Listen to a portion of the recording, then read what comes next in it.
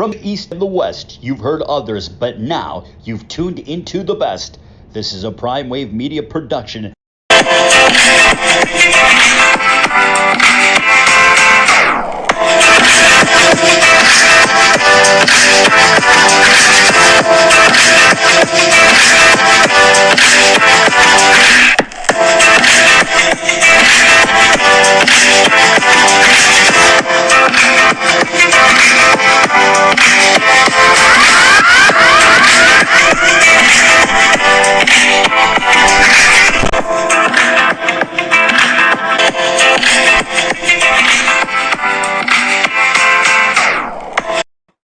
What's up, world? It's the one and only Pop DBICD PrimeTime Capper, and it is time for the premier sports betting show, the Primetime Angles Live.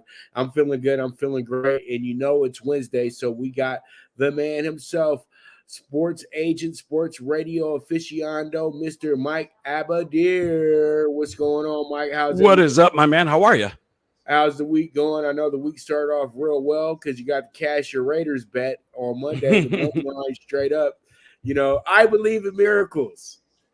The Death Star might become that place for the Raiders, man. I think that was crowd influence, man. Because it was a matter of inches where they thought they had the game won, right? And then a matter of false start, which almost lost them the game. But that's the Raiders' way. They want to add a little bit of excitement. You got that W, high-scoring affair. It was a lot of fun to watch. It was a good conclusion to what was a really entertaining week one in the National Football League. All right, so that was awesome. And just real quick, because I want to jump into these NFL games and talk about them a little bit. I got 4 NFL games that are super important, I feel like, this week, and I want to, get into the nitty-gritty of that. I don't want to do it. Do the Stephen A stuff. But real quick, before we get there, what are your thoughts on Clay Helton getting fired from USC? I don't understand USC's overall vision or philosophy or game plan, besides the fact that they want to win, right? Because they had Coach O. They didn't want him. So what type of guy do you want? Do you want the big splashy name like Urban Meyer? Well, he was available. You didn't go after him. So I'm just not sure what they want. Maybe they don't even know what they want. Helton, I don't know. I think Clay's a good coach. I don't know if he's a great head coach in the college football ranks at a big program like USC. But obviously, when you get your butt pummeled by Stanford, it's the straw that broke the camel's back. Right, but USC hasn't played Stanford well in years. Even with this dates back to when even Pete Carroll was there. When Harbaugh took over Stanford became a whole brand new program, and I think that they have a pretty good record against USC since the Harbaugh years until now. You know what I mean? Because the assistant that took over literally dominated USC for a good 4 or 5 years straight. I know that they got a couple wins at home against them, but I was not shocked by Stanford at all winning that game because it's an arch rival. You know what I mean, Mike? And we don't have to understand when you have Stanford has played them tough over the years, always. All bets are Stanford's always played them tough over the years, Yeah. And it doesn't matter if you're a 17-point dog in that spot. That all you do is entice bettors like myself to take Stanford. Because I know that they play USC well all the time. If they would have did that in the spot against UCLA, I'd have did the same thing. Because Stanford does UCLA the same way, even dirtier than they did USC in occasions. So I don't think I'm with you, Mike. I thought it was a little bit far-reaching because you should have did it a few years ago. But you guys said you had the utmost confidence in this guy and that you love the way that the team responded to him and everything like that. And you could see the players being real somber and kind of upset that the coach was fired because they really respect their head coach. And it's just because the LA Times writers and some super fan alumni guy doesn't like him, that doesn't mean that the team didn't like him. You know what I mean? And that's just, that's, you guys got personal vendettas or something, but I think that he did exactly what he was told to do. I think USC wants to be a new type of program. They want a cleaner type of player. They don't want to bring in these guys that, have some little issues on the side and things like that. And I think that he did a great job of that as well, too. He's just not winning the battle of California, bringing in the top players from the state. And that's what Petey Carroll did every single year. John Robinson did every single year. And that's why USC is not in the place that they want to be at right now. It's kind of funny because you got to look over across town at UCLA, and, you can't let UCLA have better record than you. You know what I mean? That's what they're thinking. Like, UCLA is better than us. They have better record than us. We can't let that happen. And they go crazy. They go bonkers, especially when there's high expectations. Look, the Pac-12 is kind of up for grabs. It's Oregon and everybody else. So, I think SC fans and the university itself kind of felt that it's theirs for the taking, that they should almost be. We had a great recruiting season 3-4 years in a row. It should propel us, elevate us. And it doesn't quite work like that. It doesn't necessarily work like that. So SC's got to do some soul searching, man. They got to figure out, like I said, what is their philosophy? What type of head coach do they want? They want a disciplinarian. They want somebody that, obviously, you want somebody that could do everything. Graduate kids and, high percentage graduation rate, is able to recruit, is able to pluck out the guys that are off-field issues and leave them behind, all those kind of things, and then ultimately to win on Saturdays. And look, man, they've struggled to do it since Pete Carroll. Simply put, they've made some hasty decisions before too. The Lane Kiffin, Sarkisian eras, and all the way through till now. No stability, man. It's kind of been a long time since they've been really good. Let's just get that out of the way. Well, they had a stretch like this through the mid-'80s and the 90s as well, too, before Pete Carroll got there. And, they had ego issues. And that's all I say is that they just trying to entertain the ego of what USC used to be. You know what I mean? And they just got to kind of get with the times that those days are far behind, and they had to rebuild. They had to find some new energy with, I would say, a fresh young head coach instead of trying to run after all these guys that are already seasoned or already been fired somewhere else before, and, pretty much let a young guy come in there fresh, build a program up the way that you see fit, and you move forward from there. And that's when you say young guy, do you have somebody in mind? They're saying Eric Bieniemy, but I would say that if they really, really wanted to bring in a winning coach right now, I would say open up the vault for Lincoln Kennedy, the guy, the coach of the Oklahoma Sooners. I think that he would be absolutely awesome. Lincoln Riley, whatever. But you're so silver and black, man. Lincoln Kennedy, you bleed silver and black, obviously. Oh, no, well, that would be an interesting candidate for sure. I just made a little error. It came to me as soon as I said Kennedy. I said, "Damn, I know I messed it up." So let's move forward to the game and talk about the Raiders at the Steelers. Both teams are 1-0 coming into this game. Ben Roethlisberger was kind of impressive last week. Everybody says, "Well, is Big Ben done?" But I think the Bills shot themselves in the foot because it was a home game. They had a full crowd. They're excited. They got Super Bowl expectations. They got up 10-0, and then they thought they had already won the game. And then you know what? Week 1 happens to you. And pretty much Ben Roethlisberger was able to get some good field position because of the defense, and the defense was able to score a defensive touchdown as well too. So there's a lot of elements that helped out the Steelers in the second half, helping them win and outscoring the Bills 23-6 in that half as well too. So what are your thoughts on the Steelers moving forward, and do you think the Raiders have a shot in this game? Well, if you recall, the Steelers were one of my top picks last week.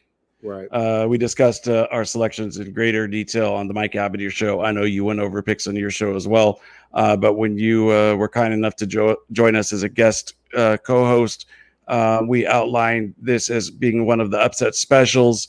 And one of the reasons that I felt that to be the case is because I felt that coming into the season, people put question marks on the Steelers when there weren't question marks that have arisen. It's like people like assume, oh, Big Ben's finished. Well, why? Have you seen a drop off in performance? You know what I mean? So sometimes people like to write him off. And I'll tell you today what I said back then. Mike Tomlin, all he does is get to the postseason. All he does is get to the playoffs. Now, the Raiders won by the skin of their teeth. You know this probably better than anybody, Pop. The Raiders do not play well when they travel east. That's the thing that concerns me the most. You remember that Jets game? Mm-hmm. Who doesn't, right? Right. I mean, that's the only way you could explain that Jets game, who are mired in one of the worst starts in NFL history. They look like one of the worst ball clubs in NFL history. The Raiders last year were positioned to go to the playoffs had they beaten teams like the Jets. They did. They just don't play well when they travel east, man. They did beat the Jets. Remember zero blitz Ruggs last second? Almost losing to the Jets late, but still made the playoffs. Yeah. Well, the Raiders lost their last 3 games in a row at home. That's why they didn't make the playoffs. What? I mean, of course. I mean, it's never all about one game. I'm mistaken that they lost the game. I forgot that they won on the last second. Either way, that was inexcusable. Right. That it took last second play. I mean, that's really my greater point anyways, is they don't play well when they travel east. Or they just don't play well when they travel to Pittsburgh too. At the same time, they've won one game, and the last time they won, Bruce Gradkowski was the quarterback. Lewis Murphy was the star player of that game as well, too. Former Florida Gator, one of Tebow's favorite targets. So yeah, that's why a lot of people will probably be betting it very, very high on the Steelers. But you know what, Mike? I'm gonna be honest with you. I expect a close game here. Steelers did well last week, but the defense was the one that stepped it up. Big Ben did well, but defense was the one that made the game what it was at the end of the day. You know what I mean? The offense was having a lot of struggles last week. I don't think the Raiders defense can take advantage of it like the Bills, who are a better defense. But one thing about the Raiders that I noticed on Monday night, if Max Crosby can play at a high energy that like the way he did Monday night, they're going to be in this game. And they're going to be giving Ben Roethlisberger a lot of issues. And Carl's Nazib, let's stop worrying about what he does on the outside of the stadium, because it ain't nothing but some innocent stuff anyway. He was an absolute monster. He's always been a really good high energy player. But him and Crosby, if they can make this booking thing work, the Raiders got a big shot this year, because that's something that they've been lacking for like since Mac left. So I think that, the Raiders got some things working in their favor, but at the end of the day, the Steelers are absolutely on the money with being the favorite, and being the favorite as high as they are at 6.5 this week as well, too. You're right about the two defensive efforts. Those guys really set the tempo for the Raiders defense.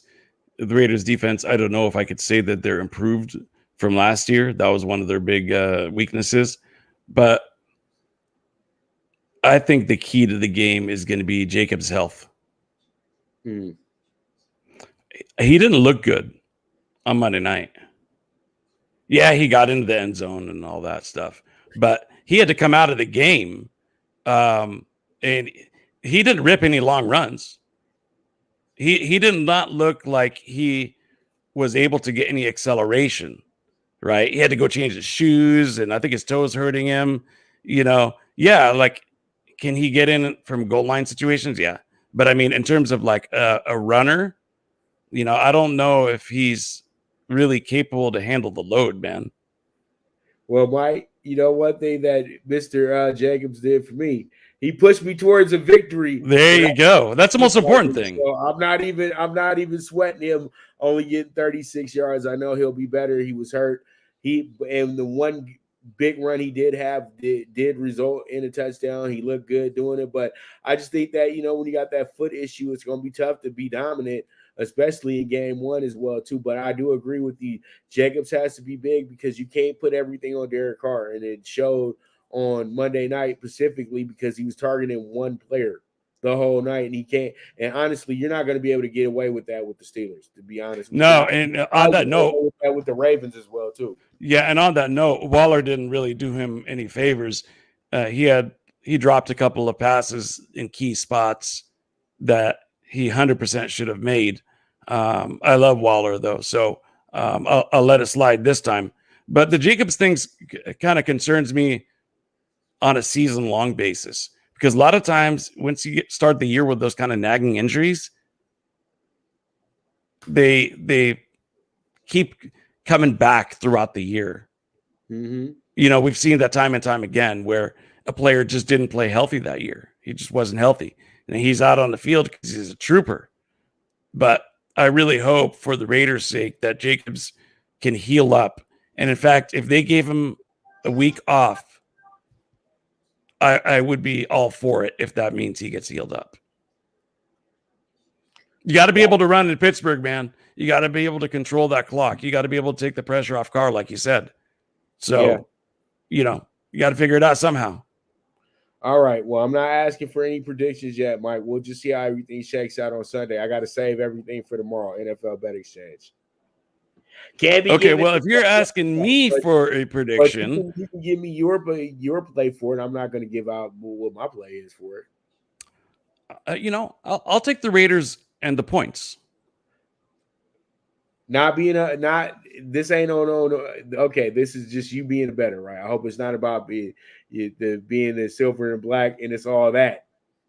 No, I think that the Steelers are going to win this game, but not cover. I got you. I think so. I do think the Steelers win, and I agree with you. I think they're going to keep the game close, but this as well as anybody. NFL games oftentimes are close, or the final score, and sometimes even if you get absolutely beat the heck out of you, you get that backdoor touchdown, and you're able to, you're down by 10 all game long. And then you're not going to win. There's like a minute left, and you get some meaningless touchdown. Ends up being a 3-point contest, but it really wasn't that close. Right. You get that a lot in the NFL, and so this line is sitting right now at 5.5. So, I'll take the points. I know a lot of people have the what's the word for it? They put it kind of in that box of the trend. You take the Monday night loser and you play him to win the following Sunday. You take the Monday night winner and you play him to lose the following Sunday. That was a absolute wise guy play, regardless of the point spreads, for a long time. But I'm going against that. I don't think that that's a very good trend line to follow, at least not in recent years. But it is a short week for the Raiders. And I don't know if that bodes well for Jacobs or not, but I still think that the final score ends up being visually close, within 5.5. All right, so moving forward, let's go ahead and talk about the Saints at the Panthers.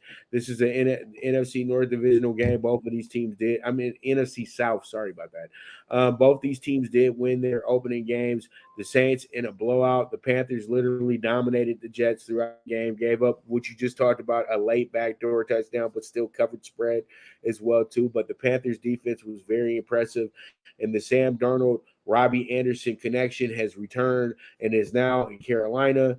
That should be something that people are looking at as well, too. The Saints, very confident right now. Jameis Winston might have played one of his best games ever in the NFL to start off his starting career with the Saints and everything like that. And he showed that he's in good hands with Sean Payton as well, too. What are your thoughts on this game? Do you think that the Saints come in here and just beat up on the Panthers, or do you think the Panthers are kind of revitalized this year with having a brand new quarterback, brand new receiver, and a brand new, and having a healthy McCaffrey back as well, too? Yeah, I don't think that they're necessarily revitalized. They played the Jets, man. You know what I mean? So, are they making nice steps forward as a franchise on the playing field? Yeah, I think so. But the Saints outclassed them in a big, big way. You know, it's funny because a lot of people are like questioning the Saints. And I have to ask why. Well, because Breeze retired. Breeze couldn't throw it more than 20 yards last year. Breeze's arm was shot. So I'll argue that Jameis Winston is an upgrade over Drew Brees. So if they were a Super Bowl contender last year, why not this year? Oh, well, they lost Jared Cook. Man, the two tight ends that they've got right now are better than Jared Cook in Johnson and Troutman. The only issue is maybe a shortage of wide receivers, the depth. They've got a lot of like middle class type wide receivers. Nobody that's like A+ until Michael Thomas comes back. The Saints have actually played well on the road, which is kind of unusual for a dome team. But over the last few years, they've been really good on the road. Divisional matchups are always difficult for any team in the NFL, regardless of the division. But I think here the Saints outclass the Panthers. The Panthers will not be sitting at 2-0 atop this division, Pop. Well, I don't know, but I don't know. The Panthers intrigued me. You know what I mean? I know they played the Jets, and I've seen this spot before in the NFC South where the better team doesn't win the game. You know what I mean? Because it's a road game. It's a little bit different. You got a team that's kind of excited about what they did last week.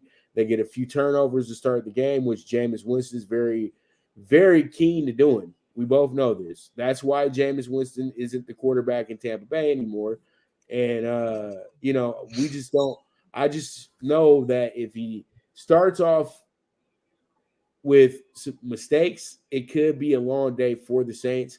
And this is the type of defense that can cause him to make mistakes. And that's why I'm giving the Panthers a little bit of love here in this spot here. I'm giving them a lot of love, to be honest with you, Mike. But I think that this is going to be one of our better games. That's why I put it here on the table to talk about, because I do feel like it's going to be the Saints offense versus the Panthers defense in this spot. And and whoever wins that tug of war should win the game, in my opinion. Well, I agree with you. Let's not forget about the Saints defense. Saints defense shut down Aaron Rodgers, man. Right, Devontae. but can I just interject real quick? I felt like Aaron Rodgers wasn't even trying, though, dude, to be honest with you. Like, something wasn't right. It was all ego with Aaron. He looked at the press conference. Come on, dude. The guy looked like he was been riding with the Hell's Angels for the whole summer. You know what I mean? Come on, man. Is he stunt doubling for Megan on the Walking Dead? What's going on with this guy? You know what I mean? But go ahead, Mike. I'm sorry. Oh, no, it's okay. I was going to say, you're right about Aaron Rodgers. He definitely had one of his worst games as a pro. But, I mean, Devontae Adams, all-world wide receiver, he wasn't getting open that much. The running game couldn't get on track at all. And I think the Saints defense deserves a lot of credit for that. Cam Jordan was a beast. It was a key fourth down play, and he single-handedly got in Aaron Rodgers' face and made sure that fourth down was going to be kind of the dagger for the Packers to clinch the Saints' victory. And I think the whole defense is really charged up. They've been a unit together for a while now. They've got some good veterans. They're healthy. I like the Saints defensively. I think they're very underrated. By the end of the year, we may be looking at a top 3, top 5 NFL defense in the Saints. So I think they take care of business. But I could see it being a competitive game. The game I look forward to with the Saints this year is when they get to Tampa Bay and Jameis gets to play against his former team and everything like that. That should be a lot of fun. A lot of his teammates. It should be. Don't forget, by the way, the Saints swept Tampa. Yes. In regular season. Yes. Regular season. Yes, that was a pretty good Monday night football. That was pretty good Sunday night football bet for me, having the Saints huge in that game that day too. So yeah, I'm with you, Mike. Saints are still, they have the veteran coach here that's in the division. He understands the division, and that's where you kind of win at. And that's why the Ravens are still so significant as well too, with Harbaugh being in the North as long as he has. The same thing goes with Tomlin as well too. If you've been in the division long enough, you know how to win these games and you know how to lose them as well too. So let's go ahead and move forward and talk about a fun one. This is an interleague game right here. Now we got the Titans at the Seahawks.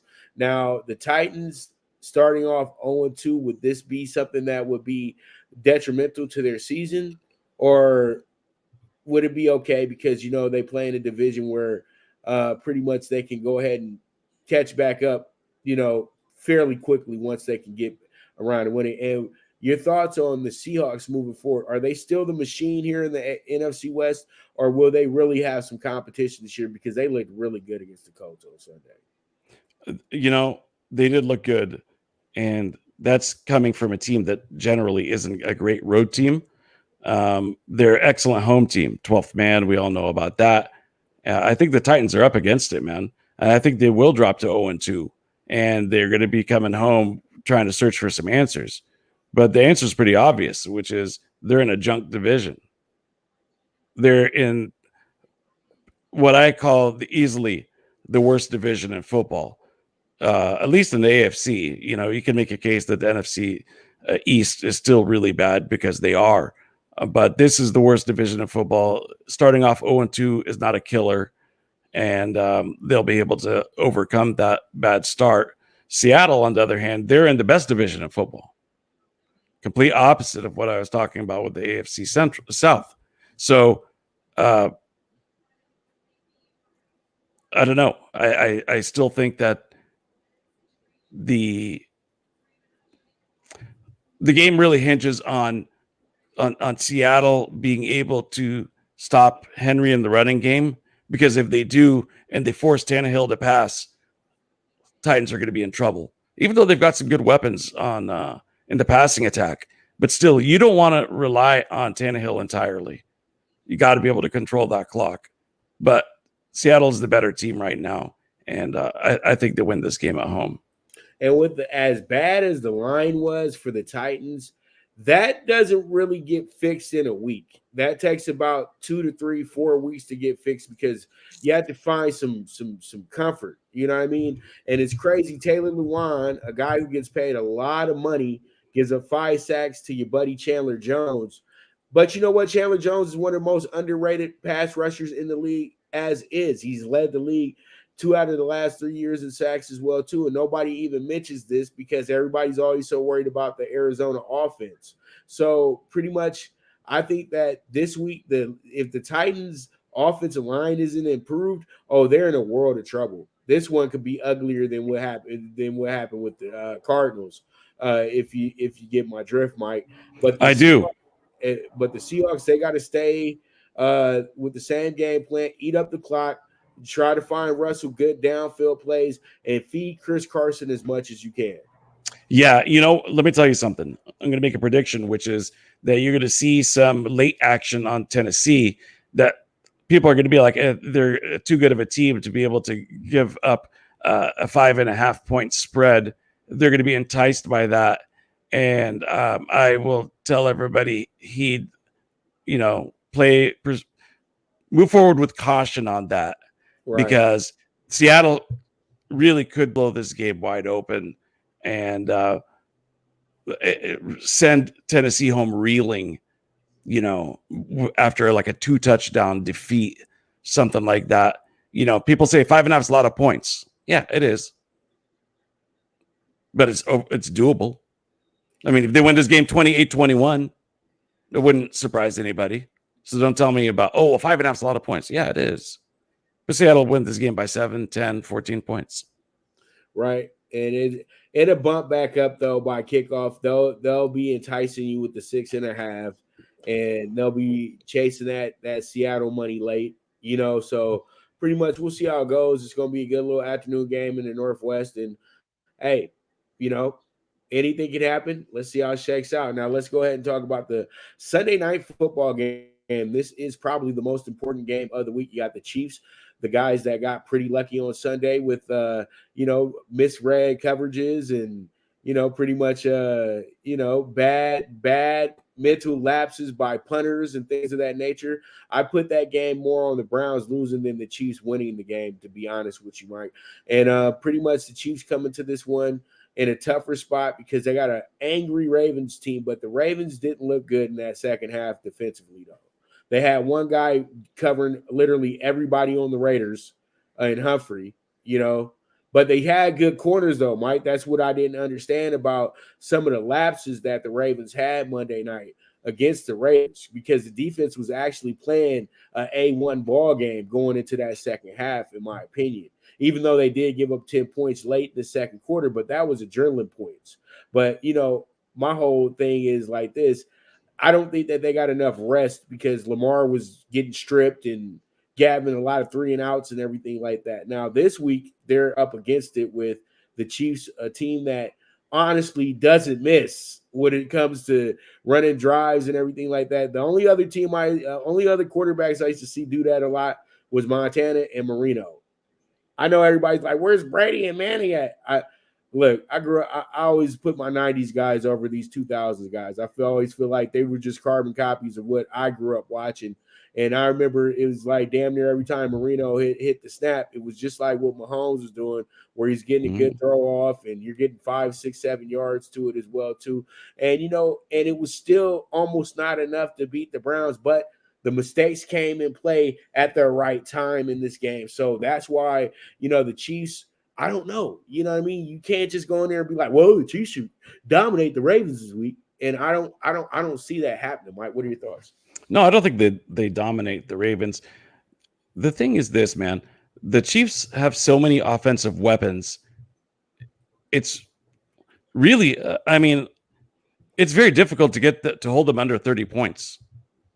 I would not be at all surprised, Pop, if they go the whole year averaging 30 points. I would not be surprised at all.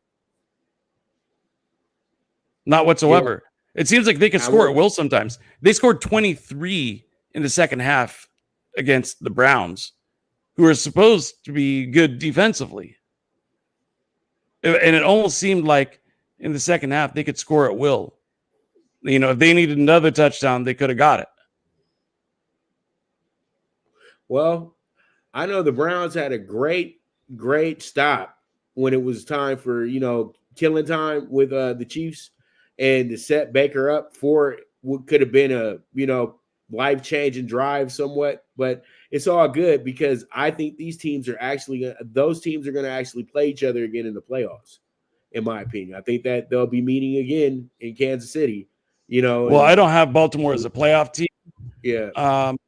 But look, the Chiefs are the best team in the AFC.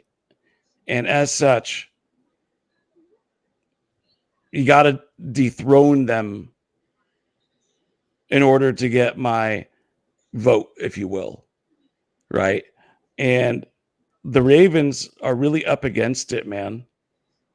They don't have a running game. They're so depleted. They've lost all their top running backs. And that's a very integral part of their offensive attack. Huge. Without that threat of a running game, now you could spy the quarterback, right? If you've got some aggressive corners, forget about it, man. Ravens are going to be stuck offensively. This will be a good opportunity for the Chiefs to kind of fine-tune their defense and scare the NFL a little bit. I think the Chiefs blow them out. 44-10. Well, the Ravens running game isn't all the way grounded. Latavius Murray can play. And the other running back that they had actually scored a 34-yard touchdown in that game as well, too. So I put it on the offensive line. If the offensive line is still capable of making some big holes for them, then any running back can run through it. They're professionals. You know this, Mike. So, but I know what you mean, though. They don't have the big name that you're thinking about, all that good stuff. But I trusted Latavius Murray. I know that's why he was signed and everything like that, because he's a much more trustworthy than a Le'Veon Bell. Le'Veon Bell, to me, just likes taking up roster spots and talking on the sideline, to be honest with me, which you might be seriously. But Latavius Murray could have a pretty good game on Sunday Night Football if they draw up the right type of game plan for him. But I do understand where you're coming from. They got blew away last year by the Chiefs, and quite possibly it can happen again, because I know. Yeah, look, Latavius Murray, he got 10 carries, and he couldn't clear 30 yards. So at least in the first game, he didn't look very good. What's that? He got a touchdown though. Did get the touchdown. Yeah, but overall, they weren't moving the ball with him, right? Their leading rusher was their quarterback. But if now you're game planning,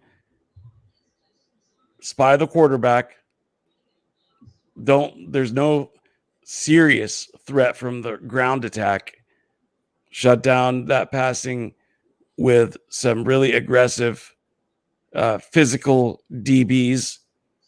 44-10, that's my prediction. The Chiefs clobber the Ravens. All right, Mike. We'll revisit this next week. All right. So with that, we will be right back. This is the premier sports betting show, the Primetime Angles Live, with the one and only Pop DiBiase, the Primetime Capper, and my man Mike Abadir, and we'll be right back to you in a few. Good News Only Racing Club, led by the legendary Doug O'Neill, the trainer of 2 Kentucky Derby winners, and I'll Have Another, and Nyquist. Also trained 2-time Breeders' Cup champ Golden Sense, who are just a part of a long list of thoroughbred champions trained by Doug O'Neill. The Good News Only Racing Club has a young core of horses to look out for in Dennis's Celery, Irish Heatwave, and Notre Dame, just to name a few. Win the day every day with the Good News Only Racing Club, a proud sponsor of the NFL Bet Exchange. From the East and the West, you've heard others, but now you've tuned into the best. This is a Prime Wave Media production.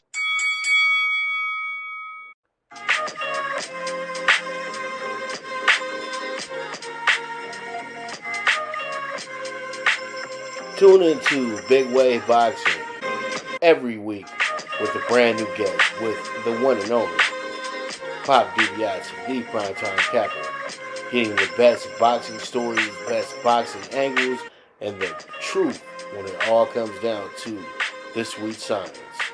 Tune into Big Wave Boxing on the Prime Wave Media channel on YouTube.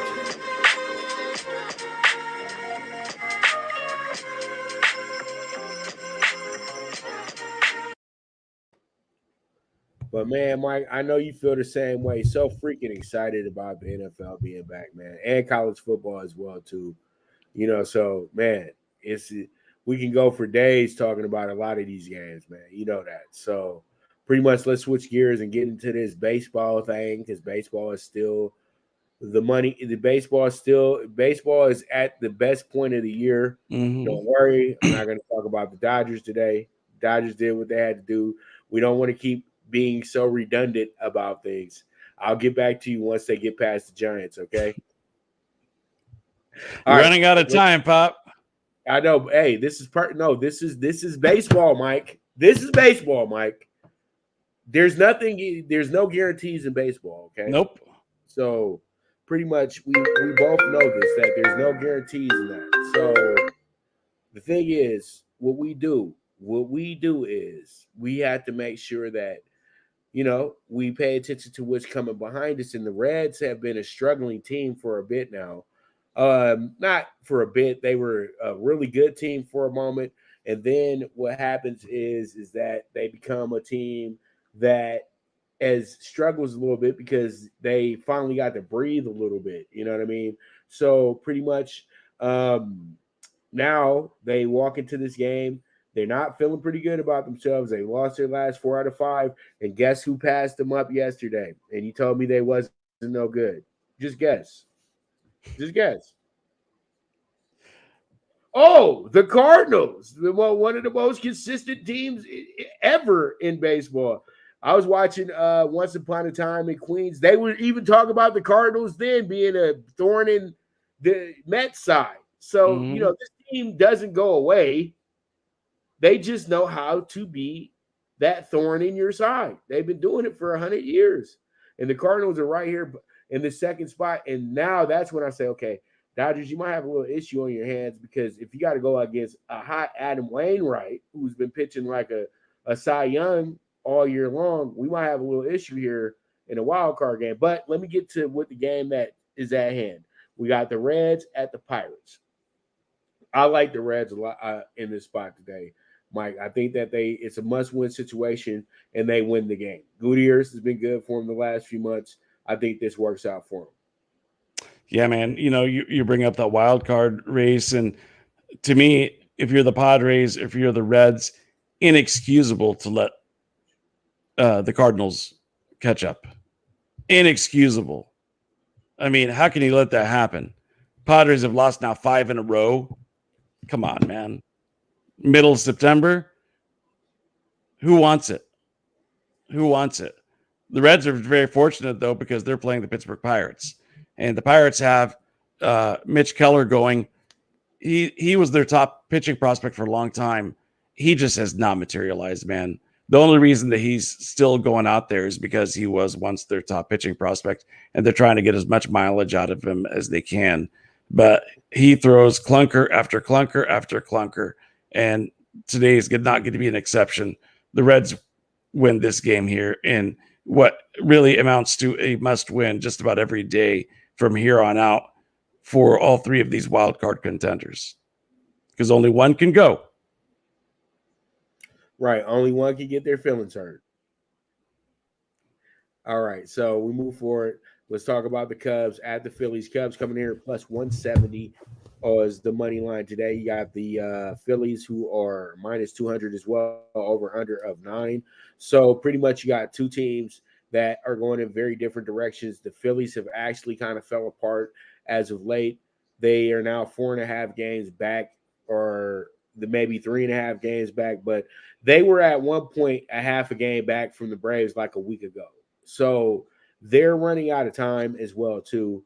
And right now they're 4.5. And as I said before, I thought it was going to come down to the final weekend with the Braves and the Phillies. But if the Phillies don't start winning consistently, it's just going to be the Braves winning the division by the time we get to the final week. So I know that the Phillies are in a situation where they're in a must-win situation as well, too, because they're not in that group of teams that are so close to that second wild card spot as well, too. They're somewhat there, but they're not, games apart like the Cards, Reds, and the Padres. You know what I mean? So this game right here, I think Alec Mills will be decent in this spot, but you expect Ranger Suarez to be really good today as well, too. Mike, what are your thoughts?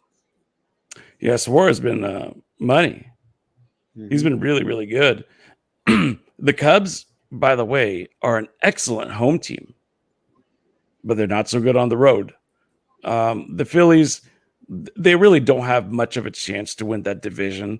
They'll tell themselves that they do, that they're within 5 games, and anytime you're within 5 games in September, that it's doable.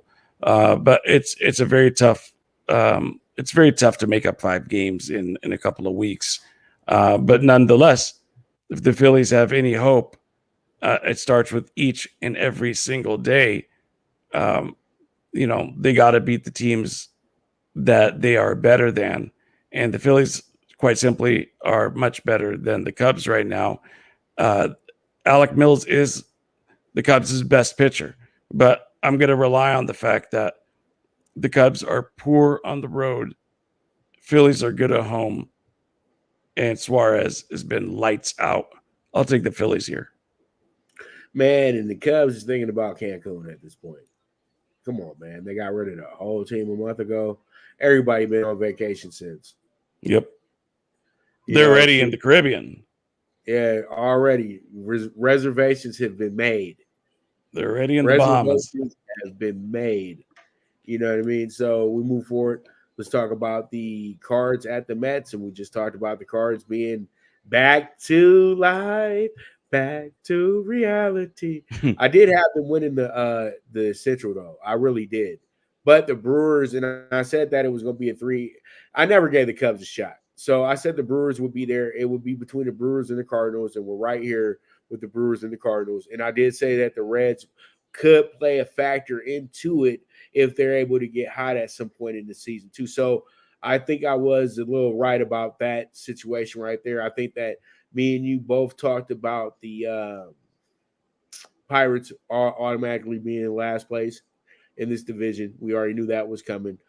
I knew the Cubs were going to be bad this season because they didn't really have any pitching. I already knew it was off top once I saw the Cubs pitching rotation that it was going to be tough for them to really be a factor in the major leagues this year, being one of those teams. You know what I mean? So I look at this one and I say to myself, the Cards are just chugging along and they're doing exactly what all the great ones do. This goes back to my horse racing analogy. We're at the stretch drive, and you see who has who has a bunch of engine up underneath the hood. You know what I mean? And it's the Cardinals when it's coming down to it. Now they're not gonna be able to nip the Brewers at the wire, but it looks like they'll be able to nip these other teams at the wire for the second wild card spot. So I like the number on the Cardinals. I love the number last night. I gave that to my clients last night, plus 150. And today we re-enter this same situation with the Cardinals and the Mets, where they're the underdog. The Cardinals and the Mets are the favorite, and the Mets don't deserve the right to be a favorite at this point because they just been so inconsistent as of late, are not this big of a favorite. You can't trust them with a minus 165. Now, if it's minus 130, I understand, but minus 165 is a bit too much for the Mets at this point because they're not consistently winning. So what are your thoughts on this one? I think minus 160, anything above minus 160 is not good value at all. I agree with you 100%. The Cardinals are a very, very hot team right now. And I like to ride teams that are on winning streaks. And the Cardinals are now winners of 4 in a row. As you've already mentioned, they've positioned themselves to have really come back in an amazing manner to be able to grab that second wild card spot. And if the season ended today, it would be theirs for the taking. So I would say this. The Cardinals are going to win tonight because they've got a veteran pitcher who's a shell of what he once was, but left-handed. He's won a lot of huge games in his lifetime. This amounts as a huge game because this is the playoffs for the Padres. This is the playoffs for the Reds. And this is the playoffs for the Cardinals. Each day they got to win. And whoever gets the most wins between now and October is going to get that second spot. Who better than having John Lester? If you need a veteran and you're short on pitching, he's a good plug-in, man. Good plug-in. I'll take the Cardinals here. All right. So we move on. The Battle of Texas. You got the Astros minus 225 coming in this game. Rangers plus 180. Actually, the Rangers blew out the Astros yesterday as well, too, with Zach Greinke on the mound. So, today you look at the Astros, once again, one of the worst teams when they are a minus 200 or better, but that's usually at home. On the road, they seem to be able to, be able to take care of their business and everything like that when they're a high favorite. But I don't know. Yesterday, they looked terrible. They lost 8-1, but they did win the day before 15-3. So, this is always going to be a toss-em-up game, in my opinion, when it comes down to the Astros and Rangers because of the interstate stuff. You know what I mean? Just like the Angels and the Dodgers. You know what I mean? Let's throw the lines out and let's see who really is going to win the game today. I think the Astros should be good money today, but you never know, though. You know what I mean? But it should be a good one. And Rangers are another team waiting for Cancun, in my opinion, as well. Yeah, and look, the Astros have the better side of the pitching matchup here in Urquidy versus Kohei Anihara. And look, the Astros, let's step back and just give props to Dusty Baker, man. He's like the Mike Tomlin of baseball. All he does is get his team to the playoffs. And get fired. Look at how many teams he's got. What's that? And get fired. I mean, he got fired yet. Look, he's gotten every team he's managed to the playoffs. And there's something to be said for that. The Giants, the Reds, the Nationals, the Cubbies, the Astros. Guy's a winner, man. And he just keeps plugging along, keeps winning. And this is that Battle of Texas matchup like you're talking about. But the Astros usually bounce back. They've done so all year after bad losses.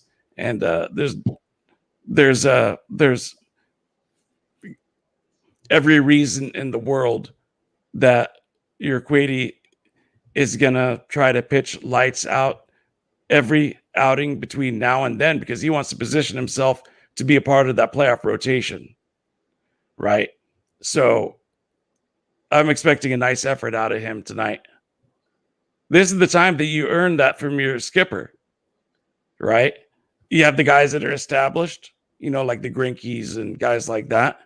Then after that, man, are you going to be coming out of the bullpen? Are you going to be starting? Well, show me in September what you could do.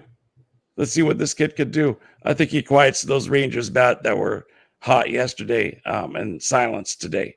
I'll take the Astros here. Well, and real quick about Dusty Baker, I think that he inherited a very, very good team. I think that if they would have hired Mike Abadir or Gino Picola to manage the team, they'd have probably got the same results from those players as well, too, because those guys are really good. Hey, but they were coming off a cheating scandal. I mean, he inherited a really tough situation. Right. That's more than anything. It was the situation. The players in itself, though, are absolutely incredible still. Well, if they were such cheaters, then, then there should be a big drop-off, right? Yeah, they would have fell off. Yeah, big time. And they didn't fall off at all. They're still the most dangerous team in the American League once we get to the playoffs because they've been consistently winning in the playoffs for the last 4 years. You know what I mean? So that's something that you have to look at. All right, let's go move ahead to which might be the funniest matchup of the night. We got Packy Naughton. Packy is on the mound tonight going against Giolito. You know what I mean? And this should be a good game when you look at it because Naughton actually pitched pretty well in his last game out. Giolito has been inconsistent as of late as well, too. But the White Sox have no worries, though. That's the whole thing about the Sox right now, Mike, is that they've been winning for a while. They're double digits ahead of the next team in their division as well, too. All they're doing is just waiting for the playoffs to start. Even though they're going to be the 2 seed, it's all good.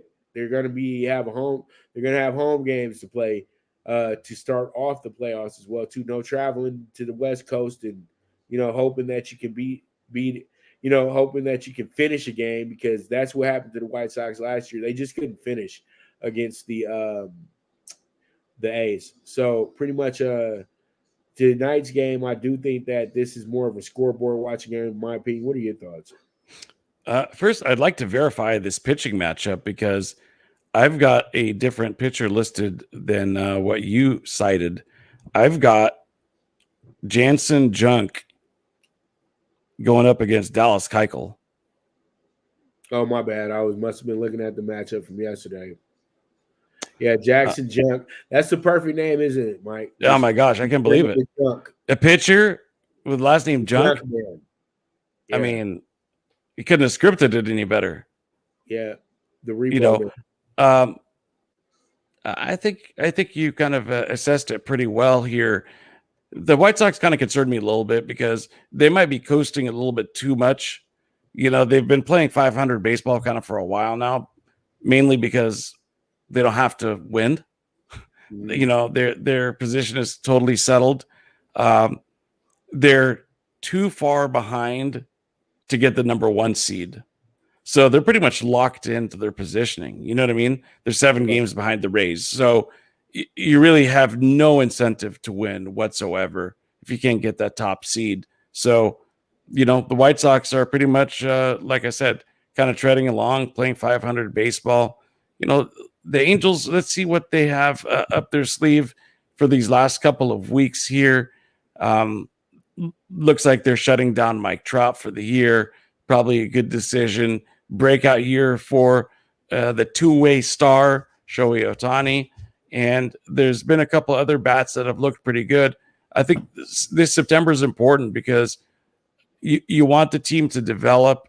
You want the team to have maybe a good feeling heading into the off season to feel that, you know what, coming into next year when we're at full strength, right? When we've got Rendon back, when we've got Trout back, we're going to be all right. We're going to win some games. And that kind of starts in September. There's a lot of teams that carry that momentum over through the offseason into the following year. And I think tonight is a perfect opportunity for the Angels to catch the White Sox napping a little bit. That minus 225, a little bit too steep for Dallas Keuchel. I would not put 225 anywhere near Dallas Keuchel, who is just not the same pitcher that he was years ago. He hasn't been that in a while. And I think that's reflected in his 5.33 ERA. And even his win-loss record, 6-9 on a very good White Sox team, not very good. I'll take the Angels here in an upset. And look at that. Angels in the upset. Angels in the outfield. All right. So we'll see how it goes, Mike. I don't know. I just can't believe in anything what the Angels are doing. They've been able to score big free agents, but they still just can't win. I don't know what the problem is, but it is what it is at the end of the day. All right, let's look at the nightcap. A's at the Royals. A's coming in minus 150. Royals plus 125. My man, Mike Minor, is on the mound today for the Royals as well, too. I think that he can give him somewhat of a shot, give him somewhat of a look. So, this one is a tough one to call, but I think all in all, at the end of the day, though, the A's should be real good in this game, but we'll see, though, Mike. We'll see. What are your thoughts? Once again, I have a different pitching matchup, by the way. Sean Manaea going up against Carlos Hernandez. Okay, I'm just memorizing everything from yesterday, man. All right, my bad. Yeah, you might be. No, it's okay. It's just I pointed out because baseball, like in more than any other sport, is really determined by the starting pitcher. And right. And so you gotta. That's always the starting point for me. And the A's had really big hopes coming into this season, man. And unfortunately, their season just kind of took a left turn about 3 weeks ago, and they weren't able to recover. And I worry about matchups like this when you go up against a Royals team that you feel is probably inferior, but you got a pitcher like Carlos Hernandez who's 6-1 with a pretty low ERA, 3.29. He wants to keep that rolling. The Royals are another team that wants some momentum. They've got some nice young pieces. I like this Royals team. I think their future looks okay. They've won 6 out of their last 10, and the A's are just ready to meet up with some of these other teams that are going to the Caribbean, right? So I think this is another upset special, man. Give me the Royals at plus 1.25. All right. I like it. All right, so there it is. That's going to be our group for the today with the preview. Let's go ahead and talk them tickets real quick, Mike. And when we're talking tickets, this is what my talking tickets is going to look like today. 53-1, Reds money line minus 140, over 9 with the Cubs and the Phillies today as well too. The under 8 with the Cards and the Mets. The plus 1.5 with the Rangers today, and then we also have the minus 1.5 with the White Sox and the Royals. Give me the Royals as well too, plus 115 as our dog of the day, and we will see how this goes. We will see how it shakes out, but I like what I see here, Mike, and I think that this is a good group.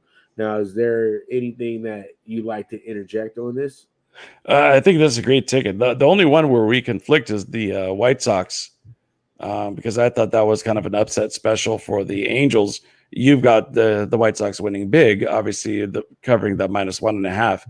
The other plays were on the same page about 100%, man. So I like this play. I think it's I always love the dog, Mike.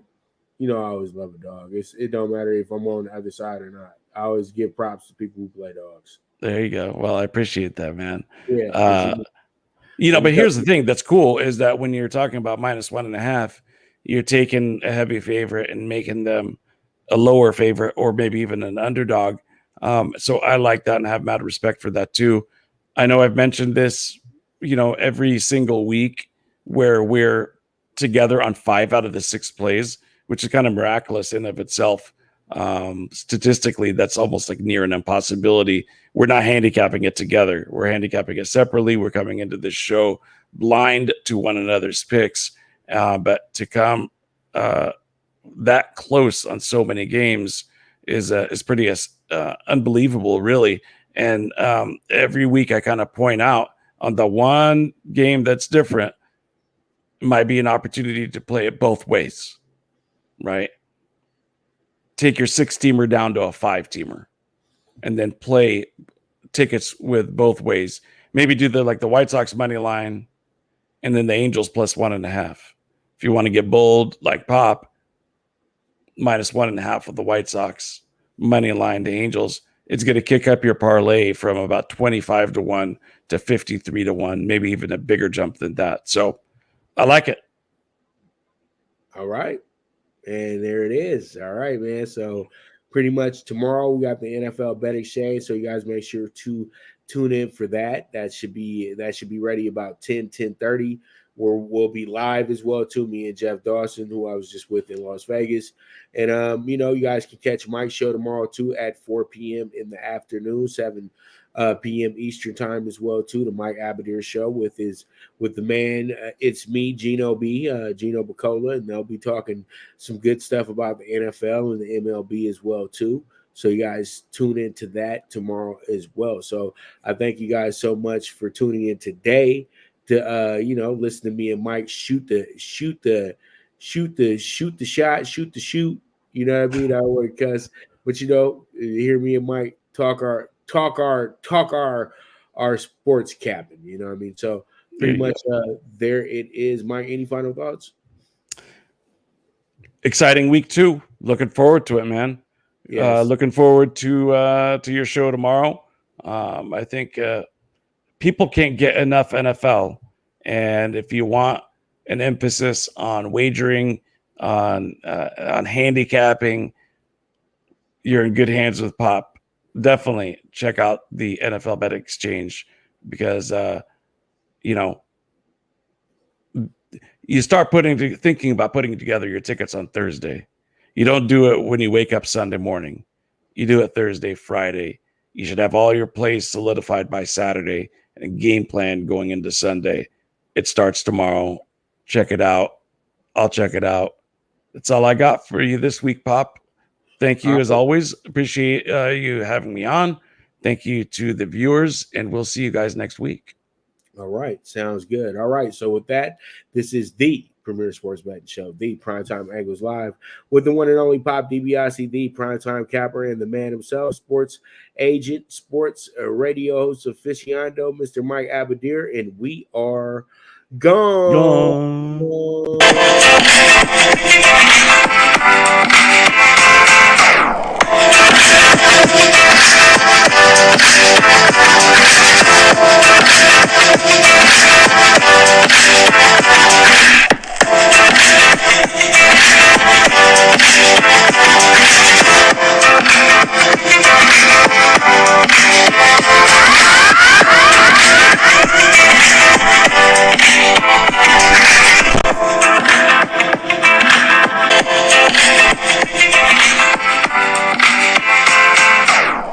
From the East and the West, you've heard others, but now you've tuned into the best. This is a Prime Wave Media production.